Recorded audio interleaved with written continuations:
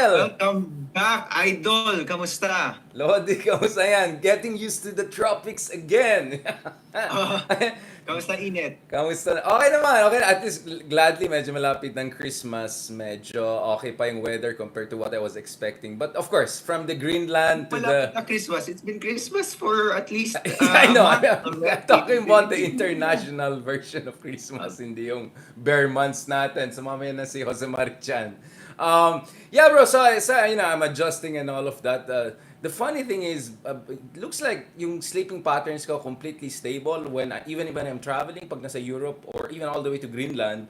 Pero for some reason, whether it's in US or Philippines or even Japan, yung mga ganyan bansa, sira yung circadian cycle because I don't know, maybe there's something about gravity in Europe. Now, despite jet Yeah. lags and all, I can always sleep at 10 p.m., 11 p.m., wake up early morning. Ganon din sa Greenland. So I don't know what's going on. But hopefully, next time I drop by there, I have a better circadian cycle, bro. Ikaw, how are you? How are things going with you? I'm okay. I just finished the first draft of the book. And then I'm hoping to send it to friends who can comment, namely one Richard Darian. A certain Okay. Richard Darian. Yeah. Yeah. Looking forward, bro. Do you have a publisher in mind? I mean, has a publisher? I'm revealing your publisher or what? Yeah. I don't want to reveal the publisher yet, pero US-based most likely because hanggang wala pang kontrata, hindi pa official, di ba? Yeah, But of course, of course. I'm working with a publisher and an editor from a publisher who are very enthusiastic about it. Is they're this- editing it already, so if they put in that Okay. much work. That's So we're that's there. a good chance. So is this more print or university press? What's going on? University pa rin because Yeah. these are the demands of my job. I have to publish course. with the university press.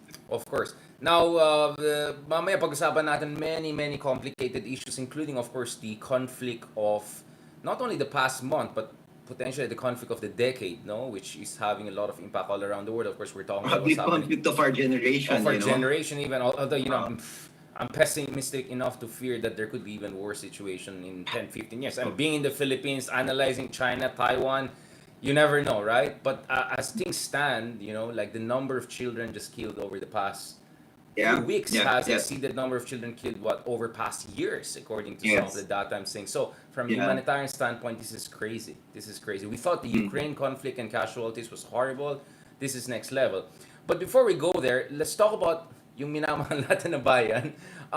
So a number of things happened, and I felt it's perfect to talk to a historian. But before we talk about history, because I want to talk about coup, history of coup d'etats in the Philippines, because it looks like there are insinuations that you know who, right? Maybe behind coup plots against Marcos Jr. And guess what? It's not the Dilawan, it's not the Pinklawan, it's whoever's left in the power groupings na hindi Malabo natutuwa. ka no? As if sobrang lapit nila sa military nitong pinag-uusapan mo. Yeah. And then ngayon, Diba? diba? Parang as if yung policy nila na pro-China mabango sa military and then they have the call to organize the military. Yeah, I think this is based on this as the idea na, once upon a time I appointed you, so I owe you for life. I own you for life. It just doesn't work that way. Kahit na gusto ko kayong ibenta sa China at nakipag-alyansa ako sa komunista, okay lang. Okay lang. Exactly. Pero bago tayo pumunta sa mga coup at coup plotters, marami din tayong mga kaibigan na coup plotters dati, di ba? Let's talk about itong Department of Agriculture. Naging Department of Aquaculture ng tawag ng tao. Eto na! Oh my God. Our favorite, bro. Our favorite department, Department of Agriculture. How do you feel about the appointment of one of the biggest donors to Marcos, who also happens to be a businessman and who happens to come from background not in agriculture but aquaculture, right? How do you think about it, bro? May nabasa akong isang article na at least daw alam niya yung distribution networks kasi part siya ng In distribution. fairness. So there's something to be said about that, and I think lagi naman pag nag-appoint ng businessman into certain positions in government, lagi kang iiling ng konti kasi Right. may conflict of interest. Madalas may conflict of interest unless of course bitawan niya yung mga holdings niya. Pero at the same time, we do know that the advantage of certain businessmen, kung magaling sila na businessmen and hindi corrupt na businessmen na naglalaro lang, is meron silang hands-on experience with the industry. And if they can step beyond their narrow interests and take on the position of a cabinet minister, it could be really effective. That's a Right. silver lining. But on the other hand, this does kind of break a kind of certain pattern within the Marcos administration of really appointing technocrats to key positions, di ba? I mean, a couple of weeks back, we were even thinking na baka mag-appearance si Maroja sa cabinet Right. or si Babe Singson sa cabinet. So between the two of us, we were thinking that there was a real technocratic push within the government, Yeah. di ba? An appointment like this sounds like, a kind of Duterte appointment. Like, it's similar to like, well, hindi naman kasing lala. Pero yung pinakamalala na conflict of interest ni Duterte, di ba, yung DSWD. Yung so public works na in-appoint si Right. Mark Villar, di ba? Very clear conflict of interest there. So this is more like a tatay move for me than a very BBM move. Yeah. What are your thoughts? Ako, bro, the number one Hindi naman question. kasing sama, pero mas Yeah, close and in dun. fairness, I mean, both of ours are nuanced. Of course, we want whoever is there to succeed because medyo malala yung situation sa Department of Agriculture. But I mean, before going there, I mean, I wonder if there were takers. Kasi given how Yun, o nga it's no. also possible that actually Marcos Jr. had other people in mind, including other donors who are much closer to the expertise that is needed for this department. But baka wala talagang gusto eh. So I don't know the story of other people who may have been offered this. So I'm not gonna pretend that this was really the choice of Marcos Jr. and therefore this is the reflection of Marcos Jr.'s strategy about moving forward. But it's very clear Marcos wants to create a plausible deniability, not really, a 1 degree of separation from the food crisis on popularity disaster he's facing, right? Because if he puts someone else in charge of the agriculture, at least there's a fall guy, right? So probably that's why others didn't want to take the job because it's essentially applying to be the fall guy, right?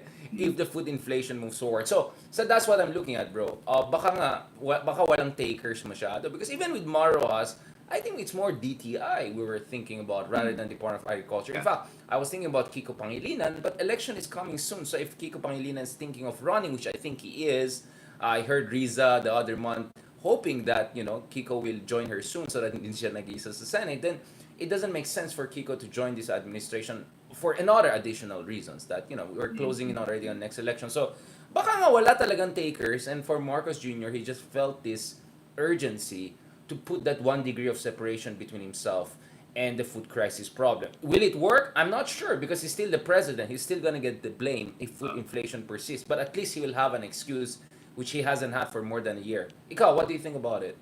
Tsaka, yeah, of course, some fall guy, and then, kasi unless you think about, again, babalik tayo dun sa taripa, di ba? We have some of the highest food tariffs in Asia. Yeah. And that's why our inflation in Southeast Asia, and that's why our inflation is the worst because of our food tariffs, which disproportionately detriment the poor. So, kahit sino pa ilagay mo dyan sa agriculture, mataas talaga yung inflation natin kung yan ang nananatiling problema. I would like to think of the inordinately high tariffs as the root was not the root. I don't believe in root causes, but as the major cause of the problem. Some people say that the major cause of the problem is importation, yung mga parang economic nationalists talaga who believe in absolute food security. And I think absolute food security is a kind of pipe dream. I've said this multiple times. We're part of a global economy, and dahil bahagi tayo ng isang global economy, kailangan talaga natin mag-angkat. At sa pag-aangkat, kailangan natin masiguro na yung inaangkat natin ay mura para ang pinapakain natin ay hindi na mamahalan dun sa binibili nila. So unless you can do something about that, yung tariffs, hindi din yung magagawa ng agriculture department. Of course, may mga other things that are moving in the direction of tamer inflation as a whole. So, yung rate hikes ng US hindi na kasing aggressive, so baka hindi na natin kailangan mag-rate hike dito. Although nagre-rate hike pa rin ng Bangko Sentral, I don't know why. Because the Bangko Sentral is the Bangko Sentral. Nagka-catch up sila because nag-catch up, nag-off-cycle rate hike si Gov. Remolona. So there are other things that could tame the inflation in the short run, pero yung long run food inflation, and remember, ito talaga yung conclusion ko when we talk about inflation, hitting the poor, we're actually talking about food inflation. And Yes. so unless we address yung big issue around food inflation, I think mahihirapan talaga yung agriculture department and all this other stuff like central bank interventions, temporary tinkering with distribution problems. That stuff can help in the margins, pero yung malaking issue, yung napakalaking taripa, Right. unless matupin mo yun, sa tingin ko, mahal pa rin yung pagkain. Bro, I'm gonna push you a little bit here. I mean, none of us are agricultural economists here, but I think yung sinasabi mong tariff, ito yung essentially yung buwis sa mga imported na bigas. A lot of that from Vietnam, 90% from Vietnam alone, and then the rest from Thailand, etc. I would say that's the quote-unquote proximate cause. But ano yung mga structural... Yun, I like the word, proximate right? That's cause. the proximate cause. Pero ano yung mga structural factors? How can we explain a country like the Philippines, which has such a fertile soil, such a good climate, etc., is so dependent on food imports, hindi lang sa bigas? I mean, what really explains the failure of our agricultural sector?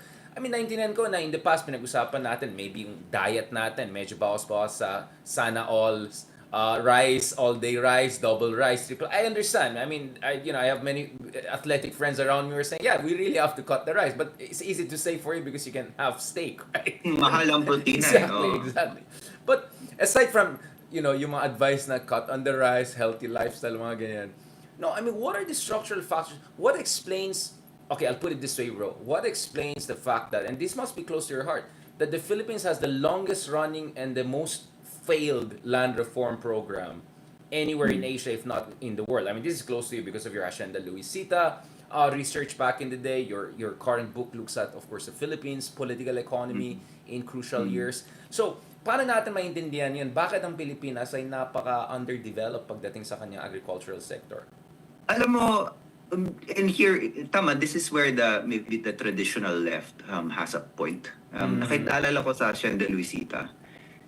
Pag hawak ng kuwaan ko yung lupa, may times kasi na hindi mahawakan ng makuha ko yung lupa. So magbubungkal sila. In other words, they'll just occupy the land and they'll produce what they need to produce for themselves and for trade. Yeah. So pag hawak ng kuwaan ko, magtutubo yan, meaning they grow sugar. And sugar's important, but it's export and it really doesn't feed people. Yeah. Pag nag-out yung kuwaan ko, magda-diversify yung mga magsasaka. So they start nagtatanim ng gulay, nagtatanim ng mais, all sorts of things that can feed people. So there's an argument to be made na more land reform moves individual farmers away from itong mga cash crops na ready for importation and will move them towards crops that feed themselves and feed other people. So there's absolutely a point to that kind of more traditional leftist argument. Makikita mo yan punta ka lang doon. So bakit walang land reform? Ewan ko. I think this is one of those issues where I don't like the elite capture argument, diba? Medyo sawa na ako doon. But this is the one issue where the elite capture argument... But it makes sense kasi, diba? Your troubles are also in the Congress. They happen to be the landowners. They're never gonna... Yun nga, I mean, that's the point. I mean, I understand you're being iconoclastic and I think a lot of times you have a point. But sometimes may point naman talaga yung elite capture argument. Ito pare, ang linaw nito kasi ito medyo malinaw, 'di ba? Yung kongreso ni Cory, sino nagkumpas ng land reform efforts sa panahon na yun? Si Piping Kuangco, yung kapatid niya na may-ari ng Hacienda Luisita. Surprise, At bakit hindi pambigay yung Hacienda Luisita dahil si Piping nag-push ng legislation na sinabing hindi mo kailangan ipambigay ang Hacienda Luisita. Kailangan mo lang bigyan ng stock options yung mga magsasaka doon sa kumpanya. At effectively, land reform na yun, or distribution, dahil may stock options sila. Yung mga respondent na nakausap ko, sabi nila, every time nakakatanggap sila ng benepisyo from yung kanilang shares dun sa kumpanya, mas marami pa silang binabayad dun sa tricycle para kunin yung pera kaysa dun sa pera na nakukuha nila. Right. So, I mean, this one is, I guess, a straight up case of, elite capture, yung land reform. Yung oligarch talaga natin, yeah. Having said that, diba, parang there's also, meron ding isang argument dito na, how do you force the elite to transition away from haciendas, right? How do you do that? How do you force industrialization? Well, you need state support then. And I don't think state support has supported industrialization so much. Inevitably, you're saying there should be industrial so the elite policy. argument does but yung broader argument natin about how developmental state can transition away from that.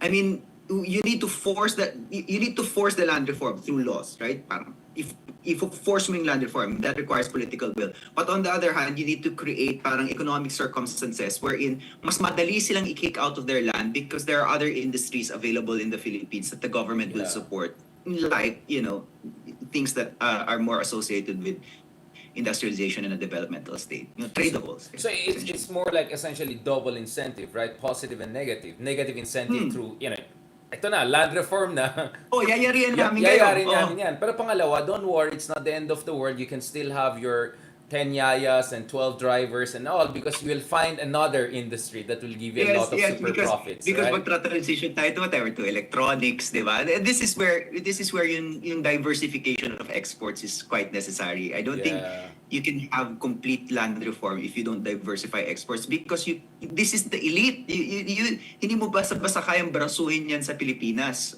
Kailangan din talaga ng incentive to transition. Which is a very good point because I essentially have two countries in mind, no? Vietnam and Thailand, where we get much of our rice, no? 90% essentially from Vietnam and the rest from Thailand. These two are agricultural superpowers. The Vietnam one, I mean, I like pho, I like so many things about Vietnam, but it's a communist, socialistic country, authoritarian. So I'm not sure it's the best model for coming up with land reform. Of course, you and I have read the book by Lovell about Maoism and global history, where a lot of land reform that happened is essentially pinatay lahat ng mga syenderos, no, ng mga Maoista, no, under the command of Chinese. Etong mga so that's where there was a dark turn. So if you look at the history of land reform in Vietnam, it's not very enviable, to be honest. And I'm definitely not against that kind of a Maoist way of dealing with land reform. And then you look at Thailand, it's very interesting. Diba? For a long time, Thailand was seen as the Philippines twin, Southeast Asian twin. At some point, both of us were troubled democracies and troubled economies. But at some point, Thailand's democracy went down, but their economic trajectory actually picked up. Their infrastructure became nice. And if you look at it, Thaksin, who's the man behind a lot of development in Thailand's agricultural sector, a lot of development in the rural sector, Thaksin could have been your other typical Filipino conglomerate, no? Oligarch, Yeah. diba? And yet, if you look at it, because Thailand is increasingly an export-oriented economy and because they attracted a lot of high-quality Japanese and manufacturing investment, kung titignan mo yung mga billionaires sa Thailand, a lot of them are even ethnically similar to our billionaires here. They're Sino-Thai, for instance, right? But they're more involved in telecommunications in the case of Thaksin, and a lot of the others are involved in manufacturing, automotive industry, etc. So the incentives for them to just have haciendero style life, although of course Thailand has a different political economy history compared to us, but still, nevertheless, it's a very unequal society. It's a Southeast Asian country. I kind of see your argument because in Thailand, a lot of their big rich people, a lot of them Sino-Thai, they're very involved in more high value added productions, manufacturing, automotive, telecommunications, rather than the typical Pinoy style of landed elite landlord, and essentially the oppose of our robber barons back in the day during the colonial era. Diba? Parang I'm just trying to see what are the reasonable and appropriate lessons we can draw, and I kind of understand, like, if you look at Thailand, their manufacturing pickup, an uptick over the past 20 years, kind of perhaps gives us an idea how things could also work in the Philippines, short of a kind of Maoist, aggressive, bloody reign Yes. of terror land Right, reform, right. which I think some of our friends in the left essentially imply, if not openly endorse. And I just don't think that will work. I mean, Yeah. for our friends in the left na parang may Vietnam envy, I really recommend this book called Alec Holcomb's Mass Mobilization in the Democratic Republic of Vietnam, 1945 to 1960. It looks at really yung Exactly. mobilization efforts and yung displacement ng mga tao sa Vietnam during land reform efforts. Kasi, for example, parang because it was so ideological, the Chinese gave them a number. They said, like, X percentage of people are evil landlords. So because they had to conform to that number, kahit yung mga kaalyado nila, tinitigok nila. And then Yeah. eventually, ang nangyayari dyan, as like the war on drugs, ginagamit yung law as an excuse to get back at your enemies. So sasabihin mo, Exactly. landlord ito, i-displace mo, ganyan. Parang yung tokhang dati, Kung parang drug lord bawal sila, mo- landlord. drug. Kung drug lord Ah. kayo, di kong landlord sa kanila. Exactly. Di ba? So So, that's what na-JK happened in lahat. Vietnam. Yeah.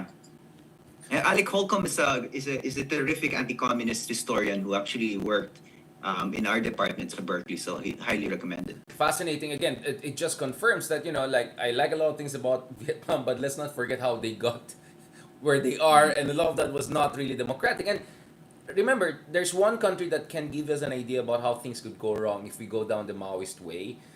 Spain, if you look at the civil war in Spain, diba, when the far left pushed the envelope, that's where fascism came in. Diba? The whole General Franco phenomenon was a Mm. response to the progressive movement in Oo Spain nga, no? to deal with Oo, their oo, oo. feudalism. And then Oo, the oo. milder version, if the socialist left version of course, Salvador Allende, no, and how that created the Mm. fascist response from Pero Pinochet and the folks, right? pare Amerikano naman ang sumagot naman doon Amerikano. Ang problema mo doon. Well, as Si if walang Kissinger American influence sa Philippines, right? You think the uh, Americans will stand with the landed elite who are their friends or go with the hindi naman, Maui? hindi naman. Do you know what I'm saying? Not today. Yeah. Not Exactly. today. So Pero, so pero just the Allende backlash is also a kind of Kissinger backlash, I would say. yeah, although interestingly, so 'di ba anniversary I mean, the whole coup against Allende the other month, and a number of very well-informed Chileans, including a former finance minister among others, were interviewed, and their argument is that actually, which is something very close to my heart, this idea that it was Kissinger and I don't know Friedman and all of those sort of, it's the whole, the new liberal CIA complex. Parang sa point, what he was saying is that is like factor number 9, right? Because he was saying that actually Mm. there was a very almost fascistic ultra conservative constituency. In short, do not underestimate the agencies of indigenous trapos to do the Yeah. dirty job, and that they don't need Fair enough. your new liberal Chicago boys to come in and do. So parang the idea is Mm. that semi-leftist conspiracy theory, there is a grain of truth to that. Of course, we have evidence for Uh, that, but it's kind of exaggerated at the expense of appreciating the agency of Yeah. trapos Yeah, in the or developing yung world. Yeah. example diyan, yung 65 killings sa Indonesia, 'di ba? One of the Yeah. worst acts of mass killing we've ever seen Right. in Southeast Asia. I mean, there is evidence that the United States supported the military there. There is in fact evidence that Ninoy Aquino supported the military there because he allowed for the training of Indonesian troops in Hacienda Right. Luisita. So merong external support. But man, you don't get like the mass murder of close to 1 million suspected communists Yeah. if it is not a domestic phenomenon as well. It was a Exactly. horrible domestic Exactly. right-wing backlash in Indonesia that that can be blamed on external forces, but ultimately it has to be blamed on yung You're right. dynamics yung The right wing sa Indonesia. Indonesia na Oo. napakakadiri nung time na yun because Suharto was really Yeah. a mass murderer, and he would have been a mass murderer even if he did not get the support of the US. Right. Di ba Oppenheimer din yung pangalan niya, yung documentary, yung guy who made the documentary Oh, about. Joshua. Yeah. So Joshua. Joshua Oppenheimer. No, this is not the Oppenheimer in the Hollywood, but I suggest you check it. I think you can find it for free on YouTube. It talks about the killing fields in Indonesia, no? Yeah, I was really haunted, no, when because I was writing dun sa libro kong isang, latest book, one chapter in Indonesia. I had to really go through the Oppenheimer documentaries. So that could happen in the Philippines if you had the left going aggressively. Yeah, exactly. There could be very violent fascistic backlash. Kaya nga I don't buy the leftist approach because you're not looking at the countervailing forces and balance of forces in a realistic Kailangan sense. mag-ingat ka ng konti. Hindi naman, this is not about blaming the left for Yeah. yung acts of murder, but of No, course, of course kailangan- not. Of course not. No. I mean, there were the victims here in the case of Indonesia. In the case of Indonesia, in fact, I would say that na-exaggerate din yung role ng yung influence ng Maoism and communism doon. And if you look at also Sukarno, we can have a debate. Sukarno had leftist predilections, but I think he was a much more centrist guy than many people appreciate. But yeah, unfortunately nga, the fascistic forces there, grabe, they took it to the next level. And in fact, up until today in Indonesia, hush-hush lang, no? You really cannot talk about it. Up until today in Indonesia, this issue cannot be discussed really I mean, safely. I was I take Indonesian lessons and I have an online Indonesian teacher. My Indonesian teacher doesn't want to believe me when I say that there were mass killings in 1965 and mass graves. wow. I mean, he doesn't want It's to like believe totally, me. It's just like it's yeah. this new information to me. Grabe, no? I mean, it's talagang mass amnesia, no? So, and the Oppenheimer documentary, if you watch it, it's crazy because the people who were involved in the pogroms were so proud. They recreated it in a mafioso way, di ba? Ito yung mga version nila ng mga mafioso, and they reenacted the massacres they were doing. And then the incredible thing about the documentary is that you realize as they reenact it, they realize, Mhm. wait, parang may ginawa kaming mali, but they're still in denial of it. So it's a very harrowing and haunting kind of documentary about this essentially repressed part of Indonesia's more or less contemporary history. This is 1960s. This is not, Yeah, 19th yeah, yeah, century. yeah. This is not long ago. We should do an episode on Yeah, Indonesia and the king grabe. and how So, yeah. yun nga, that's what I'm saying. Now, of course, Philippines is not Indonesia, Philippines is not Thailand, Philippines is not Vietnam. But I'm saying if there's some lessons to draw from our neighbors and all, I don't know, it looks like a Thailand one seems to be the most, uh, you know, how should I say, it? The least radical, but not necessarily the worst one, right? I Mm. am all for radical reforms, but not necessarily for radical methods, Yeah, yeah, right? yeah. Yun nga yung Actually, difference eh. That's ako the difference, Richard, yeah. tama ka. I super agree. Ako hindi ako naniniwala sa Singapore envy eh. It's not a development path that's Yeah, available yeah. to us. I have Bangkok envy. I have real Bangkok envy. Every time I go to Bangkok, I'm like, this Right, is what Manila could be. And I right. think yung ganun is kind of, it's a fair comparison. It's a fair challenge. We should challenge ourselves to become a little bit more like Bangkok. Bangkok's an extremely livable place.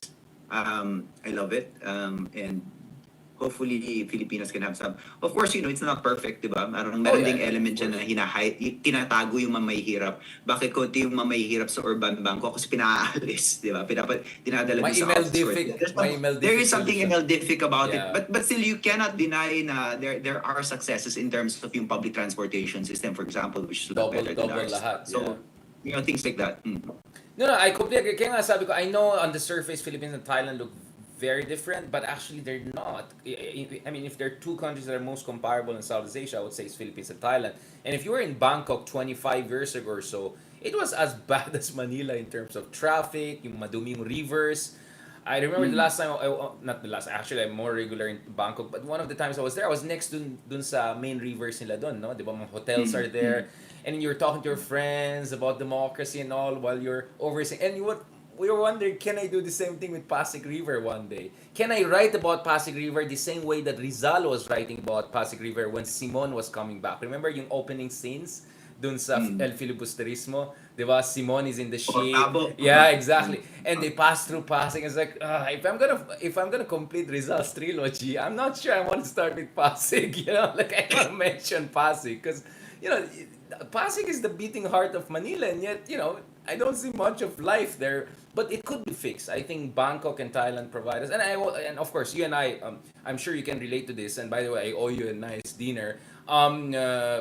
Lelo, yung food diplomacy. Thailand's food diplomacy is gold standard, right? How they promote it in a systematic, conscious way. Yung Department of Ministry of Trade nila, Ministry of Industry, Ministry of Foreign Affairs, they made sure they bring in the chefs, they bring in the ingredients, they standardize it. And next thing you know, global Thailand became a reality. So I think Thailand is what the Philippines can become if we get some of the basic things right. Of course, with a Mm. different flavor, literally and figuratively. Yeah. Mm. Now, I wanted to end on this point on Thailand because, of course, ito yung, hindi naman pet peeve, but this is our favorite thing, industrial policy. I keep on bringing this up. In fact, the other day I was just talking, because Prime Minister Kishida of Japan was here in Manila. He just left for Kuala Lumpur, and I was talking to one of his cabinet ministers, etc. And one of the things I mentioned is, sana hindi lang Pilipinas hanggang defense cooperation, surveillance. I mean, West Philippines seems Although that's important. exciting, Oh, which is to be fair. exciting, of course. Oh. I mean, I feel we're important. Why would the Japanese cabinet minister even bother to meet someone like me, right? Of course they should, but it's because the Philippines is more important. Or let's put it nicely, why do you think they bother to meet BBM so much? Not because BBM is Mhm. the next level leader. No, it's because Philippines is becoming more important. It's in a strategic sweet spot. But parati ko sinasabi, sana it goes more. And in fact, our Japanese friends were saying they're interested in green infrastructure investment. They're Good. interested in making the Philippines an auto manufacturing hub, just like Thailand. Good. I mean, like Good. all of these things, music to my ear. But of course, always politely, you will hear something in between the lines by our counterparts, not necessarily Japanese only, na sana ayusin ng konti yung infrastructure, sana ayusin ng konti yung corruption, sana ayusin konti yung red tape. So, I don't know, I'm just saying, this industrial policy thing is just not sexy again. I think it's very sensible in the case of the Philippines because we're getting all of this attention and all. That's just really where I'm coming from. in terms of this constant emphasis on industrial policy. And of course, to just connected dun sa conversation natin today, you cannot have a strong manufacturing sector if you don't create equitable growth, create a middle class, including the rural area, get your food security in order. The ADB had a very good paper a few years ago that showed the synchronicity you need between agricultural development and manufacturing development. Because the problem with the Philippines is ours is service-oriented economy, no low-end, low to medium-end service-oriented industry economy. Most of our conglomerates are not car manufacturers or high-tech manufacturers. They are, land. I almost said land grabber. Of course, I didn't mean that. They are Meron into din. real estate. Siyempre meron din. Yeah. Baka yung isa. Baka yung isa. Hindi naman. Okay. Wag na tayo mag-name drop masyado. Baka mamaya papagalitan tayo. Bakit? Bobo ba kayo? Ayan. Alright. Lele, thank you very much. I enjoyed this. I really enjoyed our discussion on agriculture. Next episode now, let's go to the issue of coup. Coup, civil-military relations in the Philippines.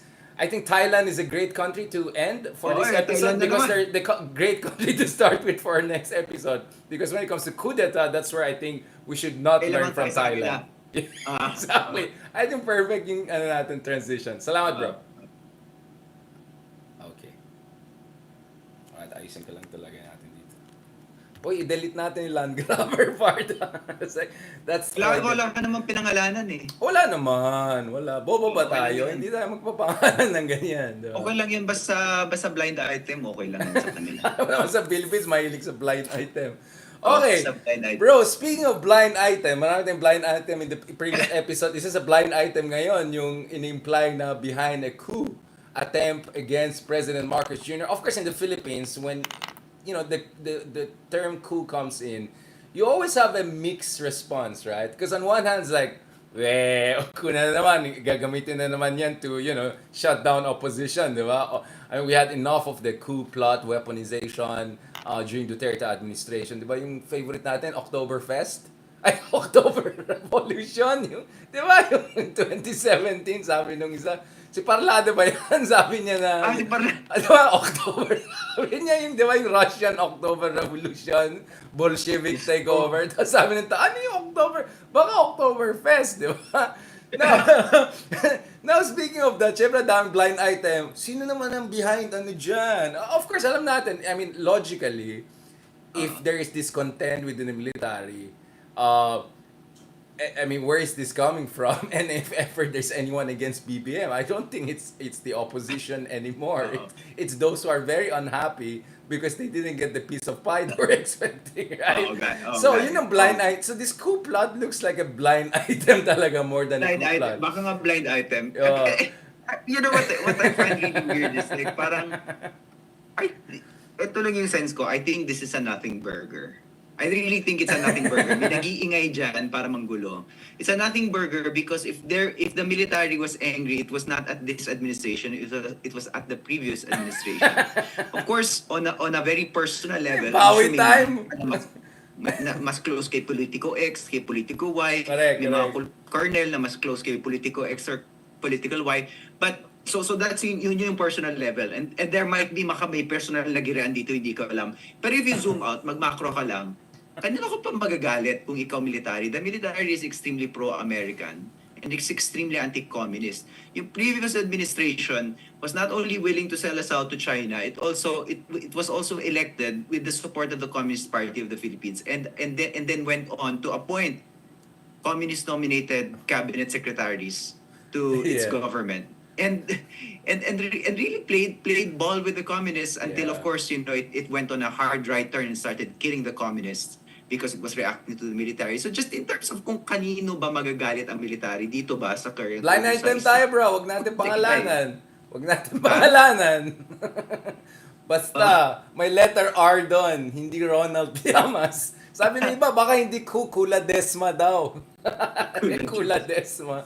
No, but at the same time, bro, so the other part of my answer is, of course, my no burger, hamburger. But, on the other hand, we have a history of coups, right? So many coup d'etats in Philippine history. And let's not forget, earlier this year, President Marcos Jr. had to step in and do some reshuffle in the military, diba? Because some people appointed by some other blind item people, blind item natin ulit, may inappoint sila sa military na mukhang may ginagawang kalokohan daw, diba? So they had to do some reshuffle and all of that. Although, of course, the official excuse was, oh, some of the appointments in the past kind of jumbled the hierarchical promotion, so we had to just rationalize it. But from what I hear, including from people who are serving at very senior level in defense and military, was actually some mumbo jumbo was going on. So Marcos had to fix it. So at the same time, I cannot be totally dismissive about this because we do have a history of coup plots and all of that. So yeah, ang coup talaga natin Marcos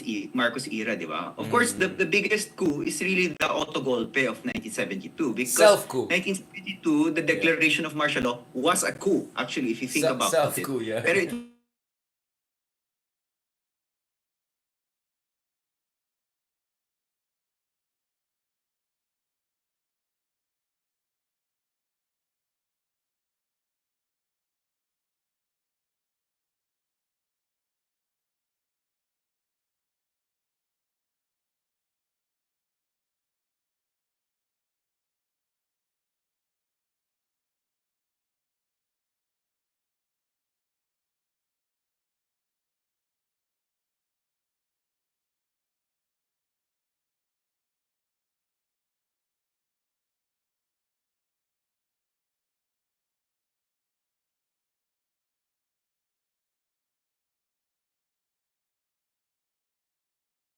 US. So they have a long history of having their own shogun and all of that. In the Philippines, really, the AFP arms of it's really an American, constructed institution. I'm not saying they're pro-American still because I have a more nuanced take on that. I think they're more China skeptic than just blindly pro-American.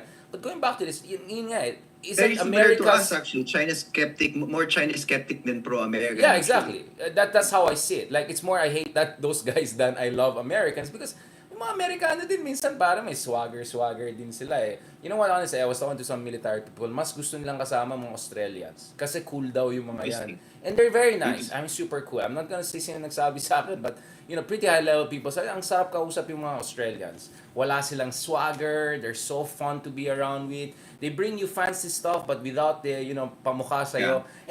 Ganito na lang. Kunyari, kung ako Pero what you're saying is yung baseline culture galing sa Amerika. Exactly. And speaking of that, and this is where Samuel Huntington, among other, comes in, right? Samuel Huntington was really one of his best books was The Soldier and the State, diba? I don't like his Clash of Civilization. We'll discuss that later on in our next episode, as we discuss Middle East, etc. But one of his first books was The Soldier and the State, and he talked about civil-military relations and what makes democracy strong and what makes democracy stable is objective control by the civilian leadership over the military through constitutional order.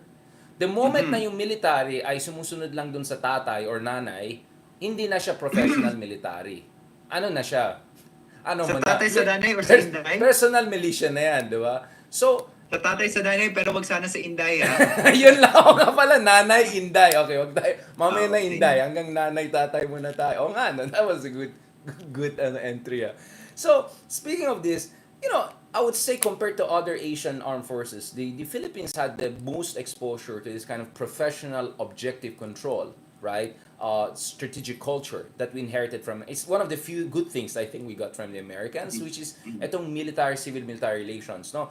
I mean, of course, it was sometimes gray because of, Mac Saysay, defense minister, working with, who, against who. I get it. But compared to our neighbors, speaking of Thailand, I think Thailand has had more constitutions and coups than there are months in a year. Or Indonesia. Or Indonesia. Yeah, Indonesia, the Indonesian military has a dui-fungsi or a double function. Exactly. So it's not just protection, it perceives itself as a guarantor of certain right-wing politics that are at the center of Indonesia.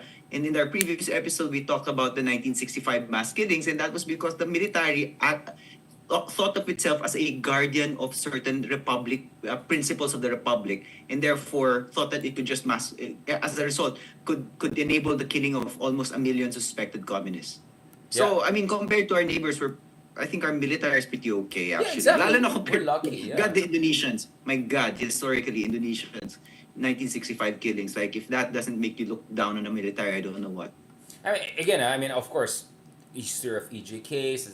There are many problems. I mean, we can talk about Palparan, so on and so forth. But the reality is we have to appreciate the Philippines within the Southeast Asian context, right? Within the Within the Diyos ko, within compared the sa South. Thailand, Ay, compared sa Indonesia, my goodness, genocidal yung ginawa nila sa Ah, Indonesia. at And in saka Thailand, they coup every year. Myanmar, Diyos ko, Myanmar, di ba? Parang, Ay, oh my ay God. Myanmar talagang ano yan. Yun yung ano talaga. Game over. Yun yung talagang archetype The of worst. horrible military.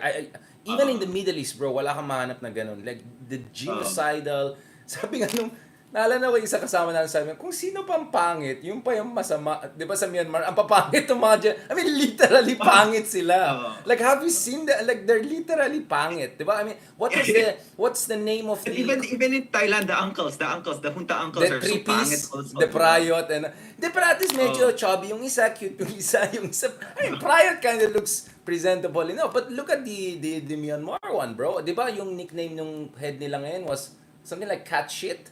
Something like that. Like, you can check it. Kasi mabaho daw siya, yung mga ganun. Like, bro, just look at their nicknames.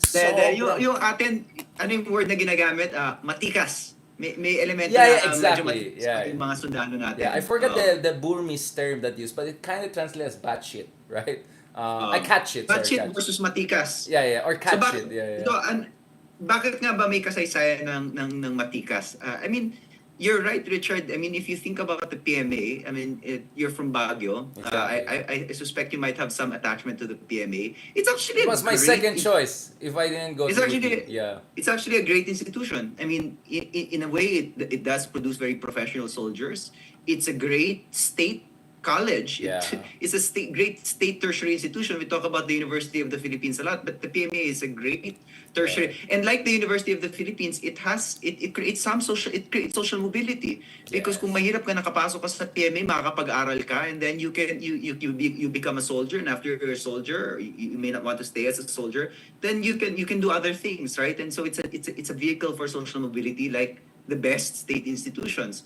And then they do teach you at the PMA the proper distinction between a civilian and a military person, right? Correct. So I think it's one of our great institutions, pagpugay sa ating mga mga PMAers. But that baseline culture, of course, can be corrupted. See, Ferdinand Marcos was the worst corrupter of that baseline culture. And I'd like, I've been very critical of Alfred McCoy recently, but his best book is Yung actually Brothers, called yeah. Closer Than Brothers, Closer Than Brothers, where he talks about how Marcos perverted the military. And napaka, 65, first term pa lang, and Ninoy Aquino was warning about this already. He was trying to create already what Aquino called the garrison state, di ba? And the reason for that was slowly yung mga people na rinirespeto yung distinction between civilian and the military, mostly PMA trained, tinatanggal ni Marcos slowly in his first term or early retirement or hindi pinopromote. Kaya very subtle. And then yung mga nagra-rise up the ranks were non-PMAers, mostly mga galing ROTC programs, mostly Ilocano. Sorry, Richard. Interesting. Promote. Of course, yung best example mo dyan si Fabian Ver. Fabian Ver is not a PMAer, di ba? Yeah. Fabian Ver was essentially a lackey of Ferdinand Marcos, and that's why he got promoted. So that's how you corrupt the military, despite yung kind of baseline system of loyalty to democratic principles. And if you want to see how that's done, just read Closer Than Brothers. Interesting. It's The a argument great essentially of McCoy is it's less about the collapse of professionalization of PMA trained people. It's more of the marginalization of the truly professional one in favor of the kunyari, their version of Bato. It's like, I mean, I don't know, like their own political loyalists for that matter. Yeah. Sorry. Well, si Fabian Ver, blind item lang tayo. Pato de la Roca Sorry. is to Rodrigo Duterte as to Fabian Ver is exactly. to So Ver was the Marcos. original. Iba lang doon, pulis yung isa, sundalo yung isa. But except of course the Vers are also, I mean, there's a report that in the 18th century there was a Don Fer or something like that. So actually my old Spanish era elitang background ng mga Fabian Ver na yan. But ibang usapan na yan. So, kasi actually I'm thinking of writing a book about Marcos, diba? I'm thinking about opening a scene in Batak, parang mga vignettes there, diba? So that's why I had to research about also the Fabian Ver and all of that background. But going back to this, but one element we didn't discuss, but we should discuss, and I think it's relevant also today, is the Cold War. Because today is the new Cold War. which I think is putting the Philippines. I mean, I see the Philippines like the Berlin of 1960s, 1950s, right? This is where the two giants are colliding. All of intel and counter Ayaw pa. intel and sharp power and propaganda. Everything's happening in the Philippines. This is the Ayaw. exciting part. This is the scary part. But and the Philippine military is of course at the forefront of dealing with this. Now during the Marcos time, the Cold War, right, really provided perhaps. I mean, to what degree was the Cold War a good excuse or a legitimate reason for Marcos to militarize the state or to subjectivize his control over the military in order to more decisively Yes. deal? I mean, like radically from the center, right? But can we discuss that part too? Because our good friends, like Oo. some of our Kasi good friends have written on that extensively. Yeah. nakasusuportahan ka ng US kasi sasabihin mo lang this is an anti-communist effort. That's why I'm strengthening Yeah. the military. So at that point, you could get away with any... Yung problema with the Cold War was you could get away with anything if you style it as anti-communist, right? And then the US would be like, anti-communist? Sige, sige, suportado ka namin. So, in a way, parang parang the US thinks of itself as so intelligent, pero actually during the Cold War, ang dali nilang utuin. Hari sila ng utu-uto. That was my diba? point sa Chile, na you're underestimating gaano mauto rin ng US for all their networks of intelligence and all. Nagre-rely din sila sa mga operator na indigenous informants. I think that's the pejorative term, di ba? Yeah. Uuto sila.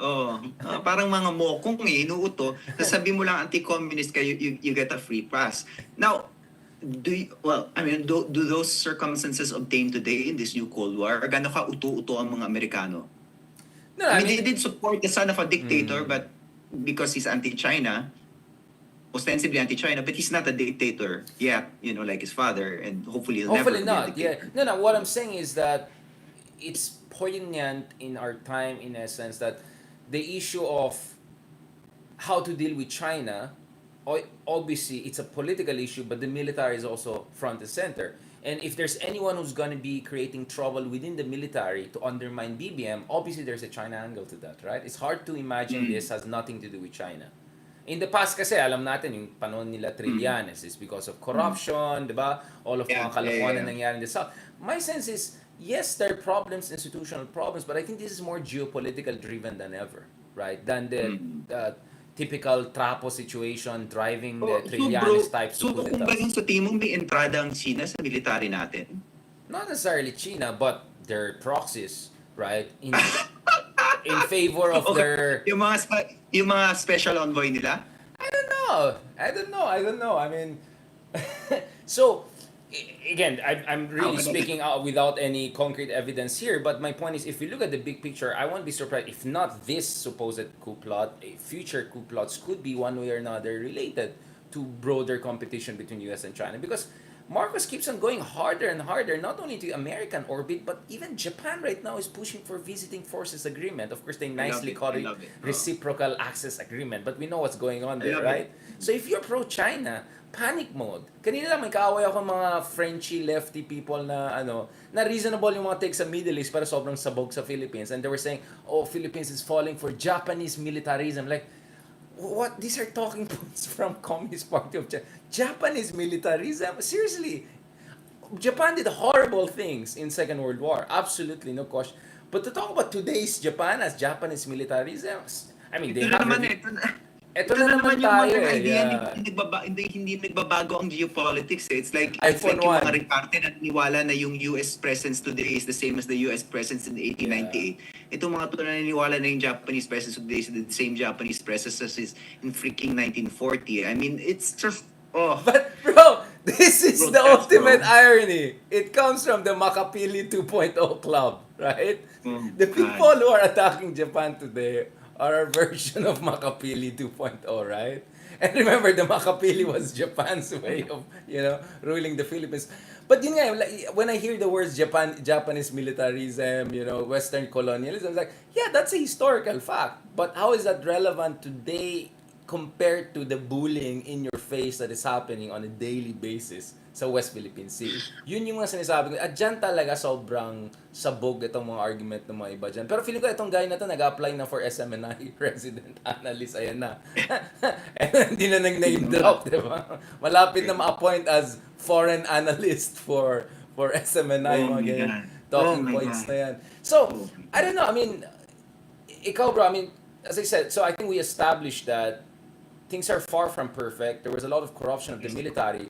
But in fairness to the armed forces of the Philippines, especially during Pinoy's time, no, the Bayanihan program, General Bautista, a very good friend of ours, when he was the AFP chief, he pushed for really professionalization of the security Yes. sector, especially the military. Kaya nga, yung military ay hindi pumasok sa drug war ni Digong. How many Yeah, times yeah, yeah. Digong asked the military to join him? They said no. How many times Digong said take over, we want a military junta, magpapa-autogolpe siya? They said no. How many times he wanted to declare nationwide martial law? They Martial said law, no. nationwide. They said no. Oh. In fact, for me, the reason why he did not become a real dictator, he was more of a fake dictator, was because the military stood its Oh. ground. They were the ones Tapos, who held the line. They were I'm sure na, tapos yung mga sundalo natin matitikas, nababaduyan kay Digong because here he was, like a town mayor, going around military camps, surreptitiously giving away Glocks to soldiers. Yung mga sundalo, anong gagawin ko dyan, di ba? Nabaduyan sila dun sa presidente. So no, kasi hindi lang dahil maraming matikas talaga na sundalo. And this is a Yeah. post-EDSA phenomenon. I think we're really still living in the post-EDSA society, even if a lot of its premises are crumbling. Kasi after EDSA, and you should read syempre yung mga trabaho ni Criselda Yabes, Boys in the Barracks. Because after the horrors of martial law, Yeah. civil society, but also the military itself, invested in security sector reform. And tried to revive yung old tradition ng pagkatikas ng ating military. And nakita naman natin during the post-martial law period na, with the exception of crazy people like Palparan, ganyan mga mass murderers, that there really has been an improvement in our security sector since the Marcos period. And it's a steady improvement. And what they did during the time ni Digong was just proof that, in many ways, this is a much improved AFP. Yeah. And there's also Tapos institutional guilt. Ako diba? talaga, I mean, I've been reading Patricia Evangelista's book. Great book, by the way. And ang kailangan ng security sector reform, hindi yung military, yung police. Yung police talaga yung brutalized sa Pilipinas hindi naman yung mga sundalo. Of course, I didn't mention PNP for a good reason, right? Kasi mahabang usapan yan, di ba? But just to appreciate it, the Philippine military really stood its ground. It's true that some people got promoted. I think you already mentioned one of these persons under Digong for their political loyalty. Some of them really, went up very fast because of their Davao connection back in the day with Digong. But to say that the whole institution was compromised in the way that other institutions were brazenly compromised or self-compromised, diba? I don't think that happened. I mean, just to give an example, so there's this very dark humor expression by the Supreme Court of Venezuela. No, this is 1997, before Hugo Chavez goes all the way dictator, right? And they said something like, para evitar el asesinado, nos suicidamos.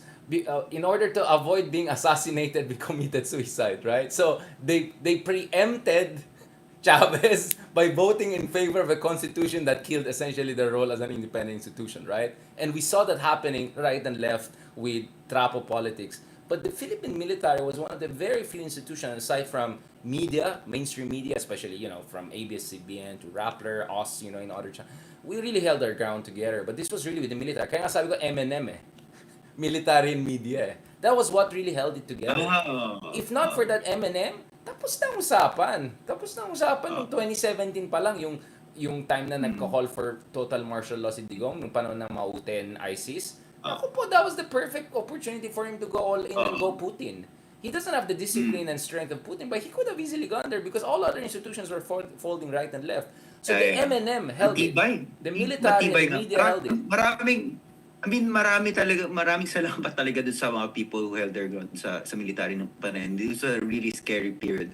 Of course, yung hirap because on the other hand, ayaw mo rin namang i-praise completely yung military because meron pa rin mga problema. Like, sabi natin Palparan, di ba? Ayun talaga yung vicious violent anti-communism is still sometimes really scary. I mean, I am an anti-communist, but I like to think of myself as a peaceful anti-communist. Pero meron talagang stream sa military na nakakatakot, na patayan talaga, ubusan ng lahi. Meron pa rin yun eh.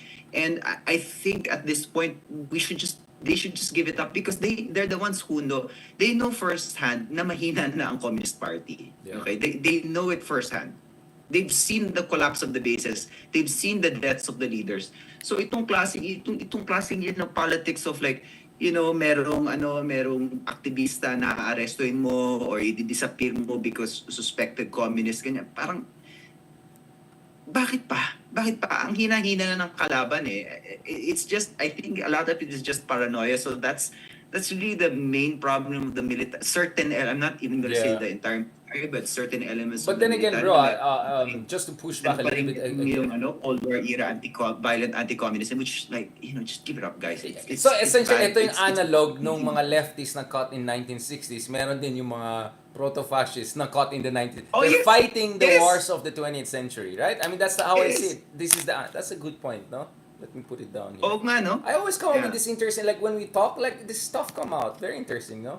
Oo nga eh. So, it's a theme for us, Richard, Yeah. na we really, for various institutions, don't be stuck in the past. Kind of Right. assess what the circumstances are today. And just because your kind of intellectual arsenal was formed, whatever, in the 1970s, doesn't mean you have to hold on to that. Madali, kaya naman eh. Kaya naman natin magpalit ng isip.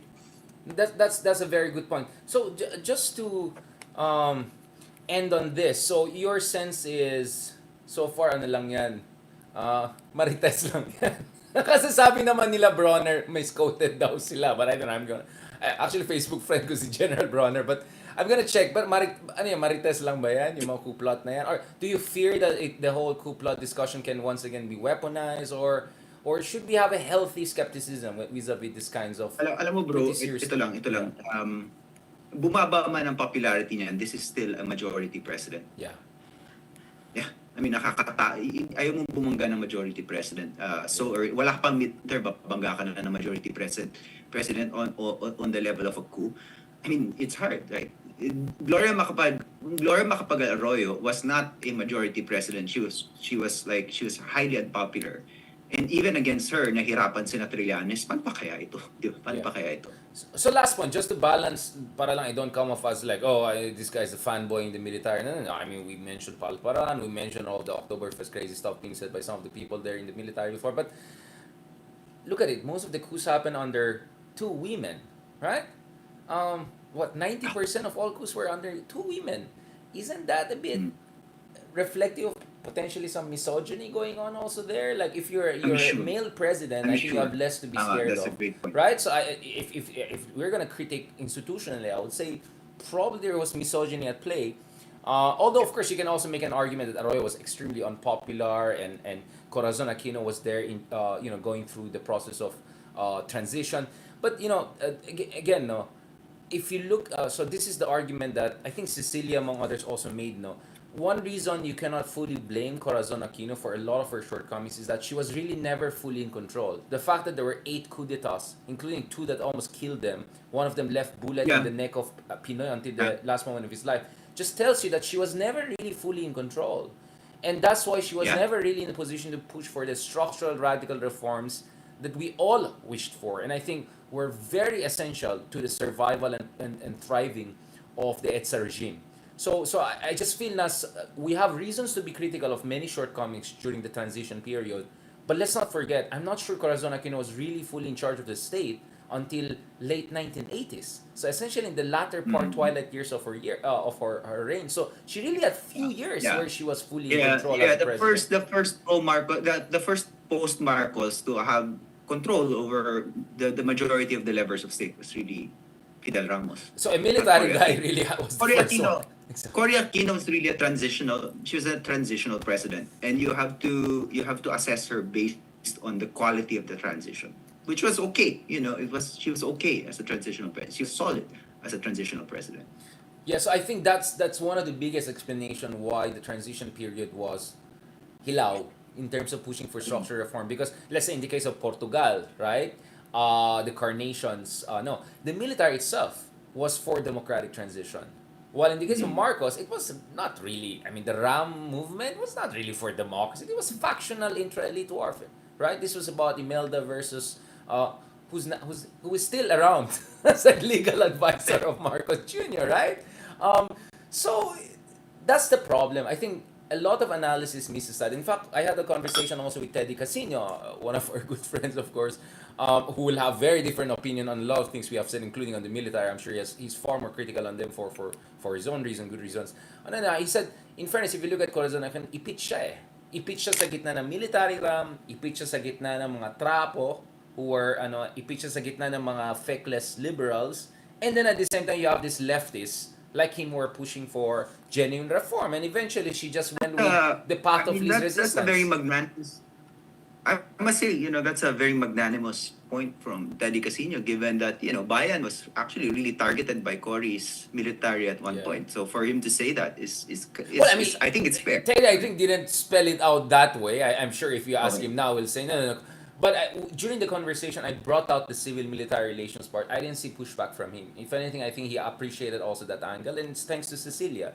I think Cecilia was one of the persons who mentioned that because she studied Latin America, Brazil, whatever, so she knows civil-military relations very well. And she was, I think, one of the few guests we have had who openly mentioned that. And I said, like, oh nga, no. So suddenly, yung pagka-critical ko dun sa kakulangan at saka yung hilaw ng reforms during Corazon Aquino, I suddenly began to put it into context, right? So there's a great article na lumang article ni Mark Thompson, ni si paring Mark, which was it's called Off the Endangered Species List, and it was after the 92 election where he made the argument na just the fact na nagkaroon ng democratic election noong 92 already means na successful na si Cory. Dun lang, just on that level, may successful transition ka na. Except almost nanalo mga Marcoses. I mean, kung nagsama si Danding and Imelda, they would have been democratically elected and brought back to power. That was close. Yeah, and that would have been scarier than Bongbong now. Exactly. Kasi at that, kung nanalo sila noon, empowered pa yun to return to the good old ways. Bongbong is actually good old ways in quotes. Bongbong is actually very afraid to do that, diba? Parang that's why parang rhetorically and also in terms of policies, distancing himself from the excesses of his father. Na marinate siya.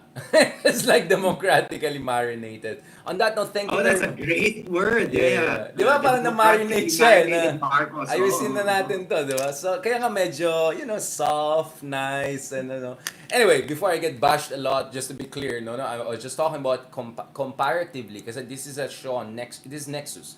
This is a show about comparisons, the specters of comparison. So if you look at Thailand, you look at the genocidal situation in Indonesia, you look at Myanmar, which is essentially the archetype of a horrible military and junta, that makes the AFP actually look at far more, professional military.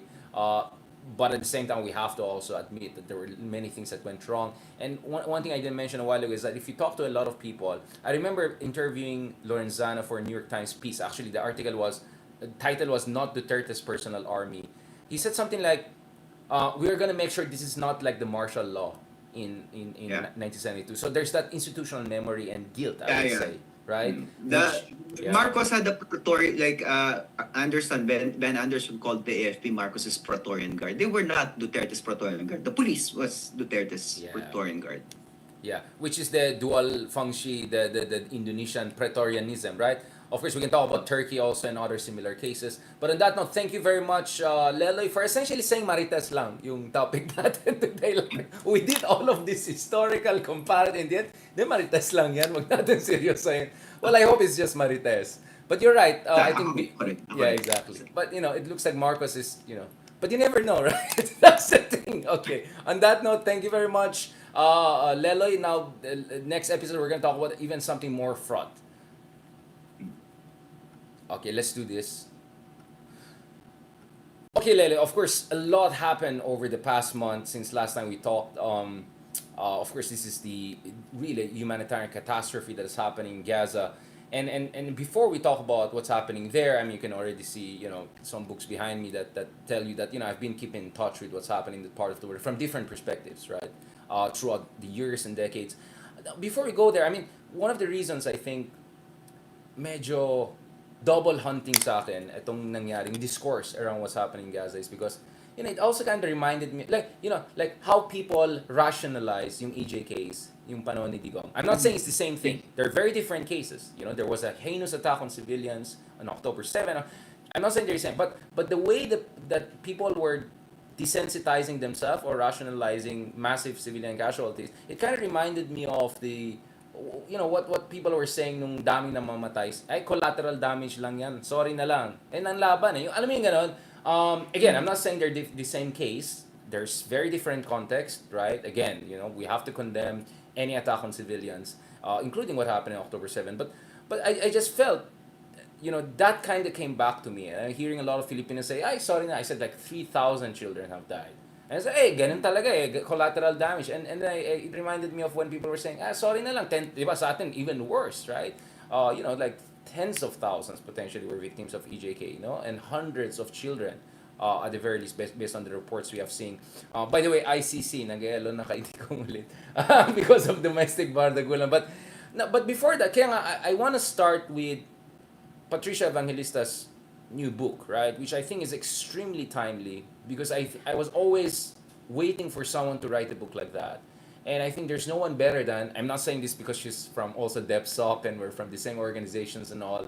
No, I'm not saying that because I just feel she's really the right person to write a book like that because of the style of writing and the fact that she was there in your face. She saw the harsh reality in ways none of us saw it. Like, of course, I'm proud ako for, standing up to Digong and all these trolls those years. I think my patience is legendary for fighting back and all. But I never did what Patricia did, which is go on the ground, dun sa mga areas na karoon ng EJK. Pero si Pat nakakita ng bangkay siyang gabi-gabi. nakakita, I haven't. So, yun yung difference. That's where I give it, like, saludo ako sa kanila. And the way she writes, right? Her style of writing is just so raw and compelling and just it's like almost like it shocks you into conscience, right? In ways that very few other Filipino writers can do it. I mean, no offense to others, we have fantastic, but in that genre, iba talaga si Patricia Evangelista. Now, I'll admit it, I haven't read it, but I've seen many good reviews of the book from David Remnick, I think, was one of them. Like, really, people I David respect. Remnick said it stands next to Homage to Catalonia, and she compared her to George Orwell. Jesus Christ, that's next level. Yeah, I mean, Remnick, I saw and I really look up to. I mean, I've been reading his book. His works throughout the years. So when these gold standard journalists are giving this kind of praises to Patricia Evangelista, it really says that perhaps she's doing justice to covering a huge case of injustice in the Philippines, right? Yeah. Remember, we talked about moral crisis and all. So can we start there? Like, you read the book. Yeah, that's a great place to begin. And if you're in the Bay Area, we're hosting Patricia Evangelista here in Berkeley. And I'm gonna interview her for the event. And yung una kong itatanong sa kanya, sana hindi naman pinapakinggan ni Pato. So I don't want her to know the question in advance. Pero I want her to answer the question, paano nagiging manhid ang isang lipunan? We have a term in Tagalog na doesn't translate as well into English, yung kamanhiran or pagiging manhid. Numbness doesn't really capture it because numbness is like you don't feel anything, but manhid is a kind of numbness towards someone else's pain, an incapacity to empathize, right? A lack of empathy, yung pagkamanhid. So paano nagiging manhid yung isang lipunan? And in Judith Butler's terms, how do we start thinking of people like animals? Yung notion of animality. If you look at the way people are discussing the humanization, no? Pilipinas, at saka sa Israel din, tinatawag talaga nilang hayop yung mga Muslim. And I can't help but think na parang kung ikaw ay Moro Filipino, and you hear all of these Christian Filipinos in Palestine calling Muslims animals or thinking about Muslims as animals, essentially collateral damage, because I really think it's Islamophobia. Kakabahan ka kung Moro ka at this point, tas ganyan yung discourse from Manila. Nakakatakot. Because you know that Manileños, kaya ka rin naman gerahin ng mga Manileños. Alam mo yung ginagawa sa Palestine, it's like, in many ways, our Moro brothers and sisters have experienced that. Yung all-out war ni Erap na binobomba sila na wala silang ginawa kundi magbakwit ng bakwit. They have a term, di ba? Yung bakwit sa Mindanao kasi lagi silang binobomba, di ba? If you're a Moro and you see that happening and then you see Filipinos egging it on, my God, that must remind you of yung kamanhiran ng mga Pilipino towards the Moros during the time of, yung all-out war ni when Ramos. they destroyed Marawi. I mean, honestly, I mean, we had a lot of conversation about the AFP a while ago, but some part of me thinking, did we have to destroy entire Marawi more or less, yung heart of Marawi, to get rid of how many Maute fighters? I mean, just a bunch of ragtag terrorists, right? Did you have to bomb the whole city? Yeah, like I don't know. You're right. Yeah. You know, Hamas is a terrorist organization. It's true, pero walang kasalanan yung mga bata sa Gaza eh. In fact, if you look at the popularity of Hamas, it's down.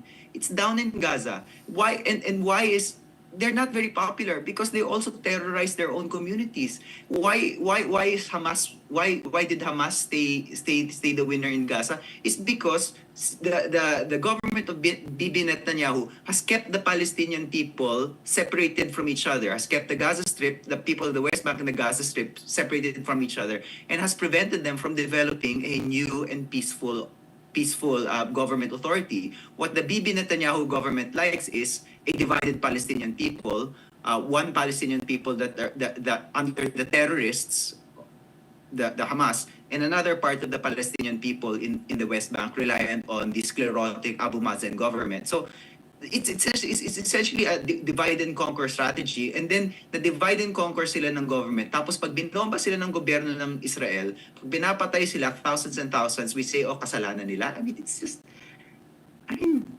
bakit Yeah, and the argument is that, oh, why don't they just go away? And I was like, the only neighbor they have aside from Gaza, right? Gaza is separated from West Bank. West Bank is Jordan is on the other side. Like some people who make comments, they don't even know the basic geography, right? First of all, West Bank and Gaza are separated, right? Yes. One is on one side. The other one is Gaza is connected to via Rafah border to Egypt, and it's like Sinai Desert, right? And the idea is like, oh, you go and become refugees in Sinai Desert, and don't worry, maybe you'll come back, maybe you'll not come back. I mean, and like 2 million people in such a limited space. There's just so much you can. I mean, again, I understand that the urban warfare. You can talk about tactical, operational issues, etc. But for me, kasi the shocking thing is how desensitized people are to. I mean, ako Leloy. I mean, while I was going all around the world, I mean, always at the back of my head were these images I've been seeing, like children, torn to pieces. I mean, and then at some point my mind could not process it anymore. Like as a human being, Leloy, I cannot process the death of so many children. I mean, we were already shocked with how many Filipinos were killed, with how many Thais were killed, how many foreigners were killed, how many innocent children were killed on October 7. And then comes this response, and then comes like I just some point I don't know how to process it, to be honest, bro. As a human being, hindi ko na siya hindi ko talaga ma-process eh. hindi ko naiintindihan, and I think in Filipino there's a constellation of biases involved here. There's the Islamophobia, Islamophobia. obviously, Yeah, obviously. you see it in the way we treat Mindanao. So obviously, kung ang pagtingin natin sa Mindanao mas mababa sa atin, kung ang pagtingin natin sa Moro mas mababa sa atin, it's so easily transposable to Palestine because they are essentially parang colonized and weak Muslim peoples as well. So the logic translates. The other thing is yung parang Christian Zionism natin, this belief that Israel is the land of the Jews. We don't even know that Israel is most Filipinos don't know that Israel is a modern nation state, the way the Philippines is a modern nation state. It is not the same as the land of the Israelites, and we should not even, and many Filipinos even call them the Israelites. No, they're not the Israelites. They're not that ancient people. They're the Israelis, citizens of the modern Israeli state. The idea that Israel should look, and yung idea ng Pilipino, because it is the land of the Jews from 2,000 years ago, what kind of stupid argument is that? That a country should look the same way it did 2,000 years ago?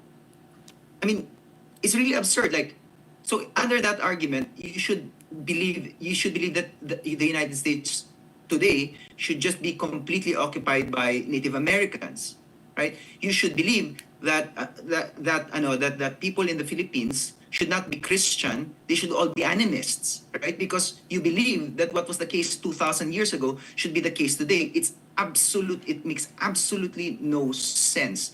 Tapos meron pa akong isa nakitang meme na nakakainis. Yung parang, there was never a state of Palestine. So how come we're insisting that there should be a state of Palestine? Because prior to Israel, there was the British territory, the British colony or the British protectorate. Prior to that, there was the Ottoman Empire. There was never a Palestinian state. So why are we calling for a Palestinian state now? That's precisely the point na never nabigyan ng pagkakataon yung mga Palestinians to create a state. And that's precisely the injustice that there was never a Palestinian state. I mean, it just boggles the mind, the kind of absurdity I mean, na, Lele, na of nakikita course, I ko mean, sa to be social fair, media. I think we have had continuous presence of Jewish folks in parts, including Jerusalem, right? Throughout the centuries, Crusaders era. So Yeah, it yeah. even goes well beyond their being exiled during the Roman era. At the same time, I'm just saying, like, people are forgetting that there was the Sassanid, the Byzantine, the Ottoman Muslim Empire in charge of that area of the world, and during the time, there were all sorts of people there, different I sorts mean, of yung area Arabs, naman na, Christians, Muslims. And ito pa, Lelo, many Filipinos do not know, Palestinians, a lot of them are actually Christians. Like, yes, Nazareth, last time I checked, I think it's in West Bank. Like, it's like, yes, yes. dude, are A you lot for... of them, a lot of, Just a because they're lot of them are Arab doesn't mean Christians. they're not Christian. You know, like, those basic things, people don't even understand those things, right? And this A is lot like, of them, are a Christians. lot of Yes, them are Christians, that's yeah. why that's why various Christian churches have been talking about the ceasefire in Gaza, including the Roman Catholic Church, including Pope Francis himself, who's been calling for a ceasefire. Dahil ang daming namamatay na Kristiyano dun sa process. But I don't even wanna. We don't even need to get there. Like, who cares if some of them are Christians? The point is, these are people. These are people, and they don't deserve to be treated that way. Parang, ay, Again, ay. I'm just saying in terms of like building bridges of emotional empathy and affinity, right? Like parang yun nga, kasi nga sabi mo, there's an Islamophobia aspect. And I think, but the problem is that even the Islamophobia is based on the fact that it's targeted against people who are not even Muslims in this case. Not Oh, and Islamophobia is oh, wrong in itself, and then there's oh, like double wrong there. Do you get what I'm saying? oh. And then the other thing is, of course, yun nga like, and then we also forget the horrible history of colonialism. I mean, the Jewish people have all the right to live in peace. That's why I'm against anti-Semitism, etc. I'm also against Islamophobia. We're also forgetting the horrible legacy of Western empires, right? Who carved out Yeah. Ottoman Empire, tossed it between them, and then the whole partition mess that happened after they withdraw from the region. Just like how Pakistan and India were engaged in pogroms and Yeah. horrible wars, the same thing happened. Kaya yung mga Pinoy nagsabi, sana kinonquer na lang tayo nung isa pang colonial power, hindi Spain. Like, you're just looking at Singapore and you're thinking just because the former colonizer of Singapore was country X, then therefore, like, you're forgetting what happened in South Asia. You're forgetting what happened in the Middle East. So for me, because I sympathize with all persecuted people throughout history, right? The Jews have been persecuted people. At the same time, I sympathize with other people who are facing this horrible situation right now.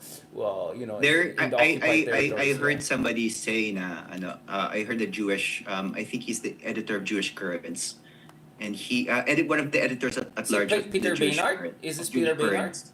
Is this Peter Baynard? Ah, yes, Yeah, Peter Peter Baynard. Baynard, and He's fantastic. He's the best. Peter Yeah. Baynard said something really interesting. There's not there. I can't think of anything less Jewish than creating refugees. Right? That's Jewish people something. know. He was saying, like, we Jewish people know the pain of being refugees. That's why to create refugees goes against the principles of his people. And I thought that was a great statement. And the Israeli state is creating refugees, right? And let me just say that, of course, like, I'm not a Jewish person, but there are many Jews who don't identify with Israel, who don't believe in what Israel is doing, right? And we can't just say that Israel is the voice of the Jewish people, because if we say that parang Israel is the voice of the Jewish people and we criticize Israel, then it becomes easy to call us anti-Semitic. So I think there is really there's a clear distinction that needs to be made between a critique of Israel, which is a state, a government, and Certain a critique of the policies. Jewish Yeah. people, Yeah. which is a people or a group of believers or a religion, right? One is the critique of something of a modern institution. The other one is a critique is an ethnocentric racist critique, right? And there's a huge difference between the two things. I would also want to add that I put a lot of blame also on Arab countries in the region, no, who have weaponized and leveraged the suffering of the Palestinian people for their own political causes, right? Mm. So for a long time, when Egypt, Nasser and those people, whenever they face problem, they'll use the Palestinian. Kaya nga, a lot of wars happened, right? Because the Palestinian cause became a rallying point for dictators in Arab countries to Yes. essentially overlook their own domestic failures and problems and all. And then Oh, and then nung at the same time, tatalo yung sila, hypocrisy naman was to not let the Palestinian refugees in, di ba? and that's another thing. Like, Oh. I mean, in fairness naman, tiny Lebanon has so many refugees from Palestine. Tiny Jordan, I think half of their population are already refugees from Palestine or descendants of that.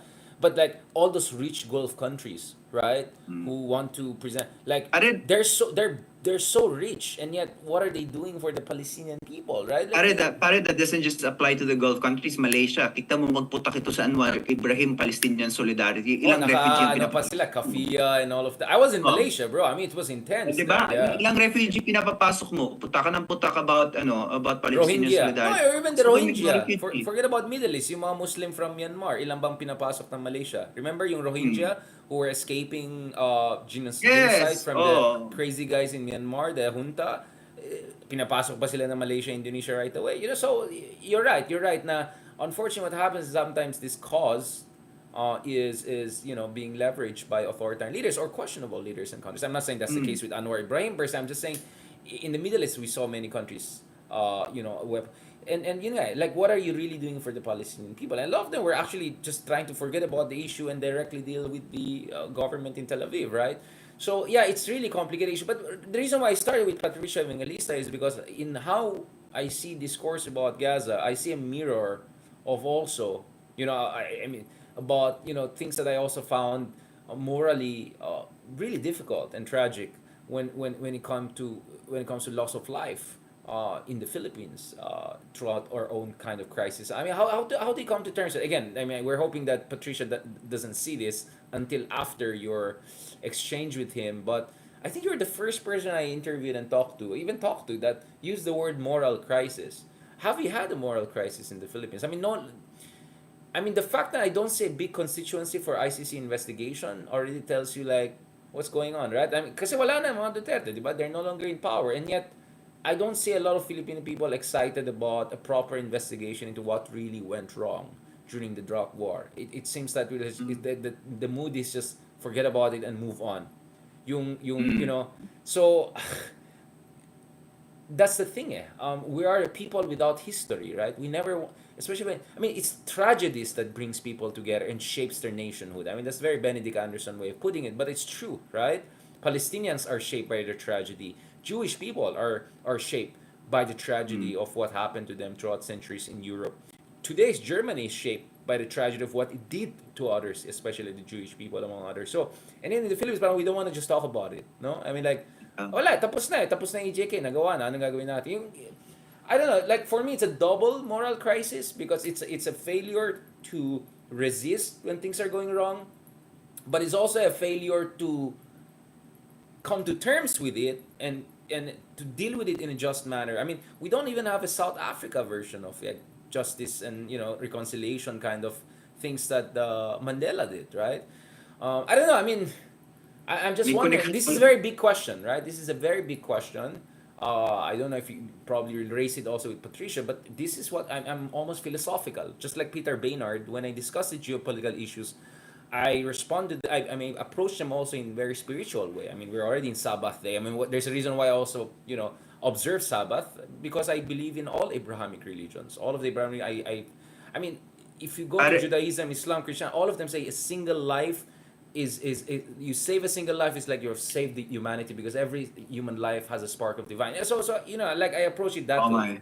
Ikaw, bro. Parang yung galit nila yung galit ng mga ibang Pilipino sa Muslim, parang kinakalimutan natin na naniniwala rin yung mga kapatid natin kay Jesucristo, for example, di ba? They believe he's a great prophet. And Mary, and Mother Mary. And they Mother Mary believe in praised. Mother Mary. Yeah. They believe in the resurrection. I mean, Jesus, there's really more. At the end of the day, there's more that unites Christian peoples and Muslims than divides them. And yet, in that there's just a focus on a kind of us versus them that is so frustrating. And tama kayo, meron talagang Duterte element dito. Talaga Duterte is poison. I mean, he really poisoned our discourse. I mean, what did Duterte say, right? Remember the horrible things he said about the situation in Gaza right now? Diba he said something?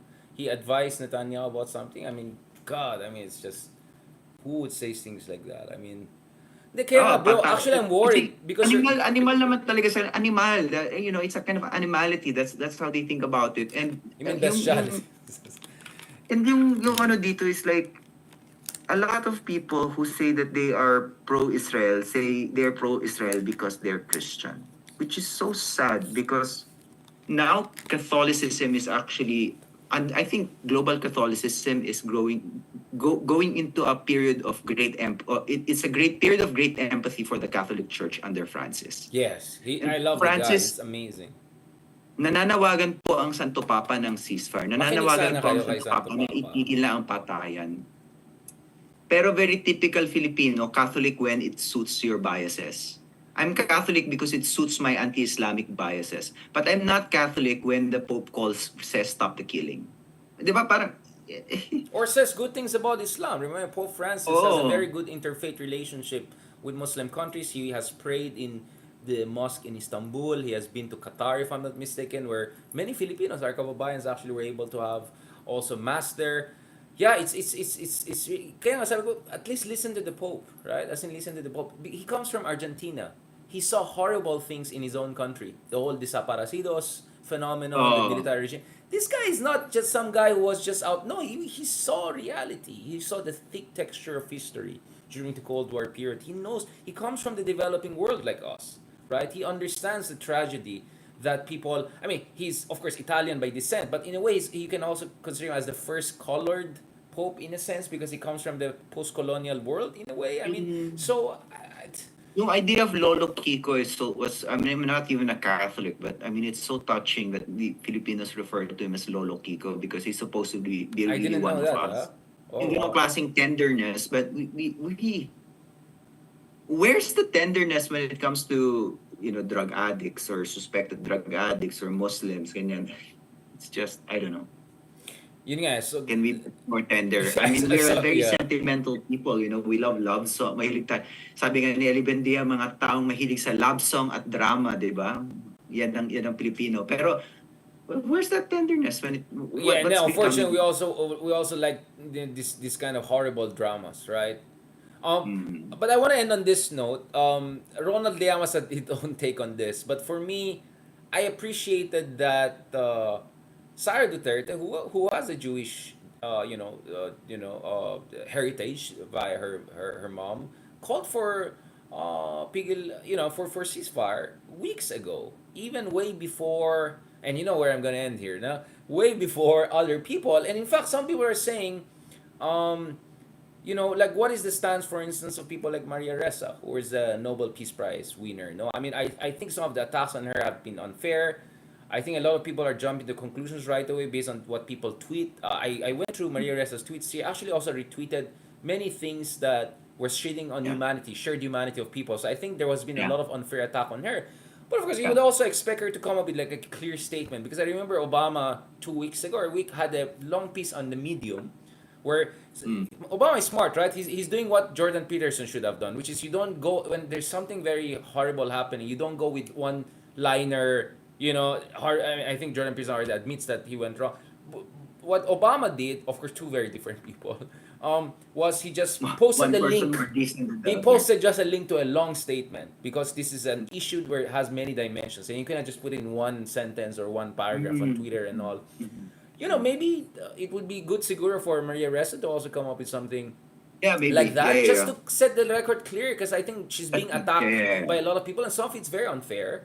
But I also see where some people are coming from, which is like, you're the new Nobel Peace Prize winner. Maybe when you win the Nobel Peace Prize, you're a global figure already. You're not just for the Philippines or for media. You're the bearer of humanity's conscience. And she won that award in a country called Norway, which, by the way, voted for a ceasefire.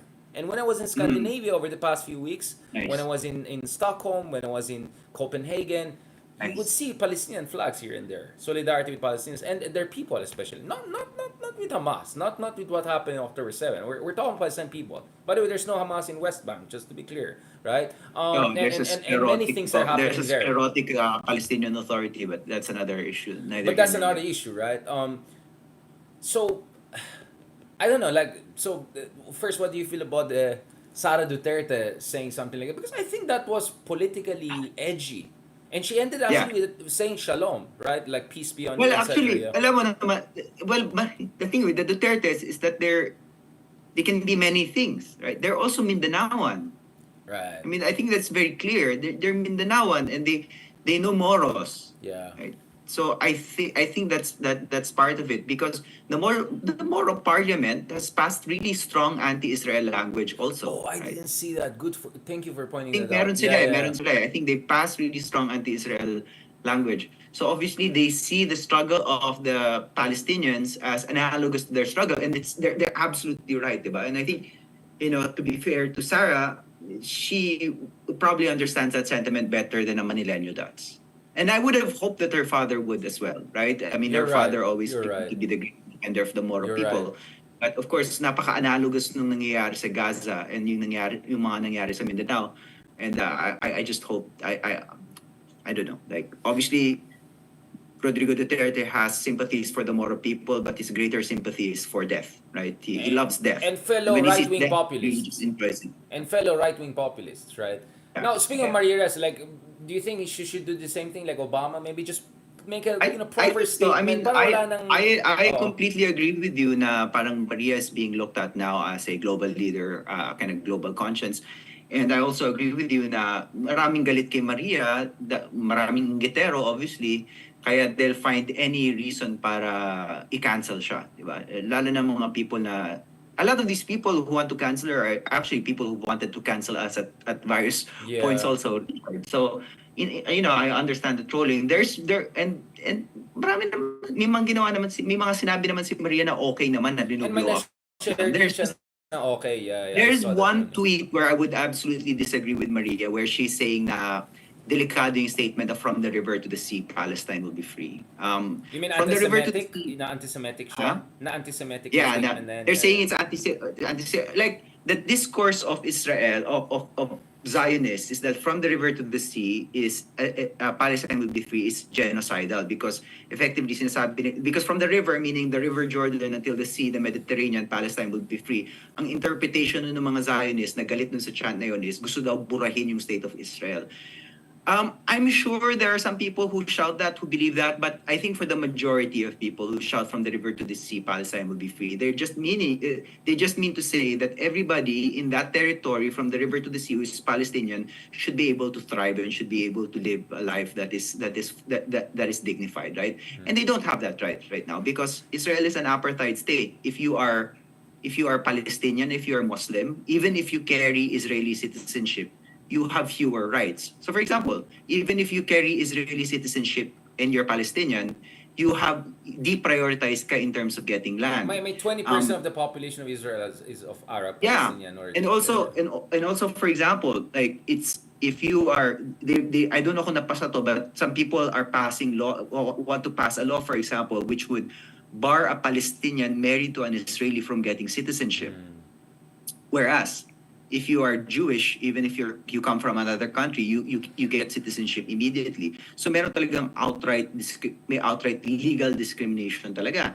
And then of course, like if you and then of course if you live in the West Bank, if you live in the Gaza Strip, your life is effectively controlled by Israel, but you can't vote, right? So that's not a democracy, right? So that's not freedom. So when we say from the river to the sea, Palestine will be free, we're just saying we want democratic rights for all Palestinian people who are living from the river to the sea. We're not calling for the deletion of the state of Israel. Yeah. I believe that the state of Israel is a reality, right? Many states in the world have origins that are violent, right? The United States has a violent origin. Like its origin is that it displaced a lot of Native Americans, right? And yet nobody's calling for the erasure of the United Displaced States. is quite a mild way of putting it. Yeah. It's become a historical reality. I think that Israel has violent roots. That doesn't mean I want it destroyed. It's a historical reality, and there are people there. There are people who have human dignity, Jewish and Palestinian, who are living in that state. And I don't And believe Filipinos, many Filipinos, many wiped off the state Asians. of the map. Yeah. Yun nga, so I think that's why I'm saying this is why I really like the intervention by the German government. So I shared it actually on my Instagram. You can see parts of the speech given by the Vice Chancellor of Germany.